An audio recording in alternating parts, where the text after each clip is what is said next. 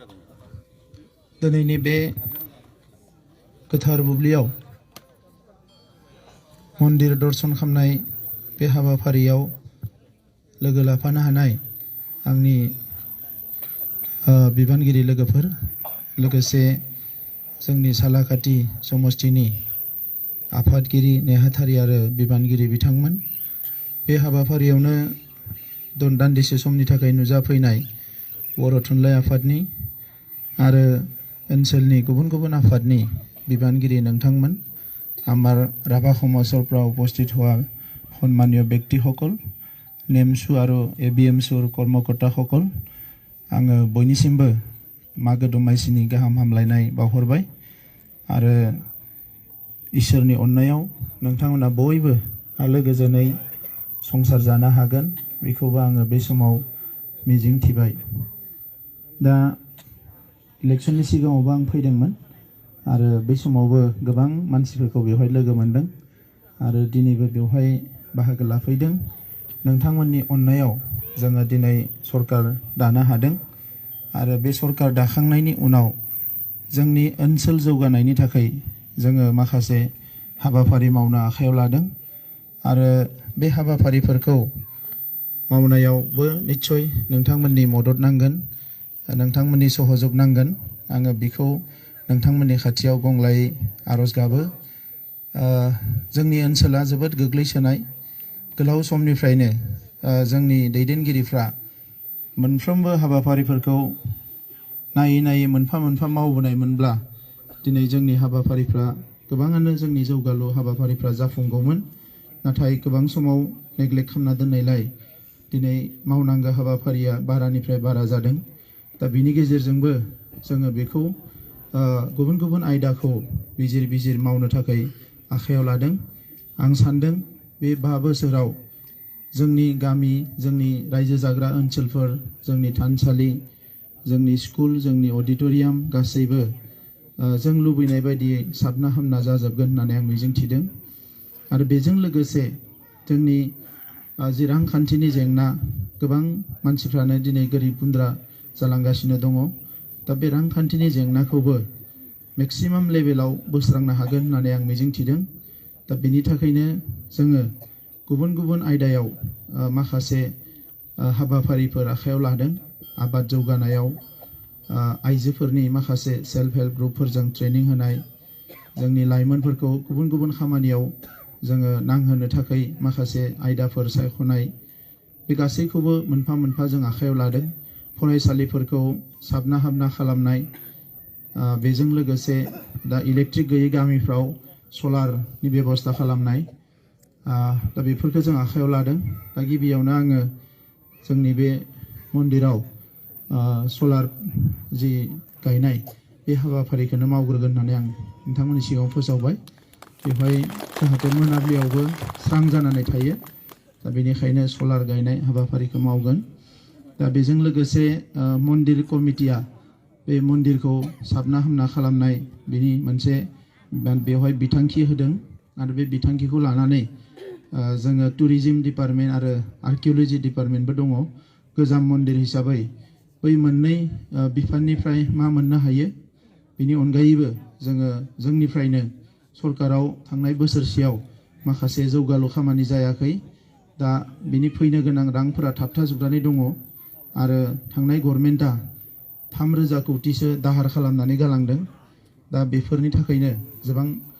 गोब्राब जादों खामानि मावनाया। दा थेवबो नैबे बोसोरावनो नोंथांमोननि मेम'रेन्डामखौ नायनानै बे मन्दिरनि रिन'भेसन खालामनाय बे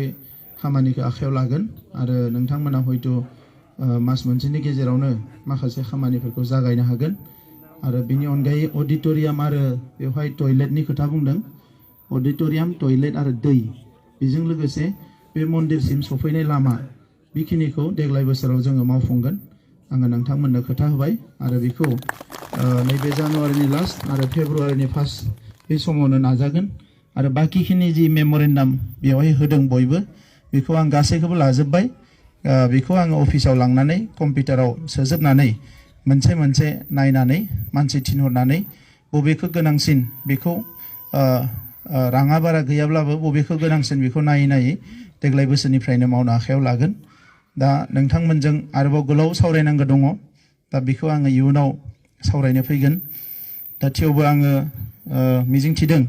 सोरबाफोर आइजोफोरनिफ्रायबो सासेसो गसंनानै 2 मिनिटसो बुङोब्ला गामिनि जेंनाफोरखौ मोजां जागोन दा हौवाफोरनिफ्राय सानै बुंबाय आइजोफ्राबो समान समान जौगालांनांगोन जोंहा गोबां खामानि मावनांगौ दङ মই বড়োতে ক'লো সব ভাষণটো বুজি পাইছে চাগে বহুতে আজিকালি বুজি পায় মই ভোগালী বিহুৰ শুভেচ্ছা জনাইছোঁ আপোনালোকক আৰু এই নতুন বছৰৰ শুভেচ্ছা জনাইছোঁ আৰু আশা কৰিছোঁ আমাৰ ঈশ্বৰৰ আশীৰ্বাদত আপোনালোকে সবে শান্তিৰে থাকিব পাৰিব সকলোৰে উন্নয়ন হ'ব আমি কিছুমান কাম ইতিমধ্যে হাতত ল'বলৈ আগবাঢ়িছোঁ আৰু ইয়াত আহিছোঁ হিচাপে মই কৈছোঁ কি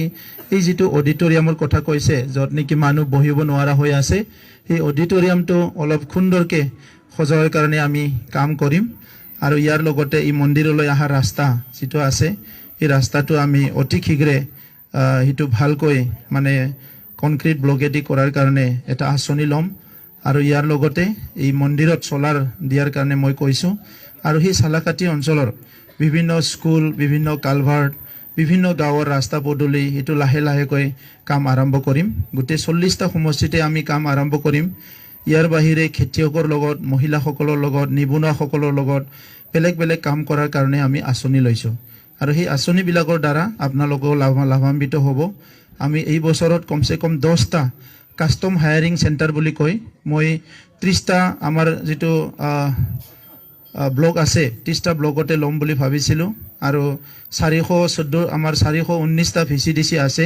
কিন্তু এই বছৰ গভৰ্ণমেণ্টৰ তাত যেহেতু ইমান পইচা নাই সেই কাৰণে 10টা জিলাত 10টা সাব ডিভিজনত 10টা কাস্টম হায়াৰিং সেন্টাৰ য'ত নেকি আমাৰ ট্ৰেক্টৰ থাকিব ধান কাটা মেচিন থাকিব আৰু ধান ৰুৱা মেচিনো থাকিব হিটো প্ৰত্যেকটো আমি সাব ডিভিজনত এইটো ৰাখি থোৱা হ'ব আৰু আপোনালোকে ধান কাটা সময়ত এইটো ফ্ৰীলি আপোনালোকে তেল ভৰাই দি প্লাই ফ্ৰীলি লৈ যায় ধান কাটিব পাৰিব আৰু খেতি কৰা সময়ত আপোনালোকে মাটিটো ট্ৰেক্টৰেদি হাল মাৰিলে পিছত এইটো আনি প্লাই আপোনালোকে খেতিটো কৰিব কি ধানটো ৰুব পাৰিব ইয়াৰ কাৰণে কিন্তু খেতিয়কবিলাক অলপ ট্ৰেনিং ল'ব লাগিব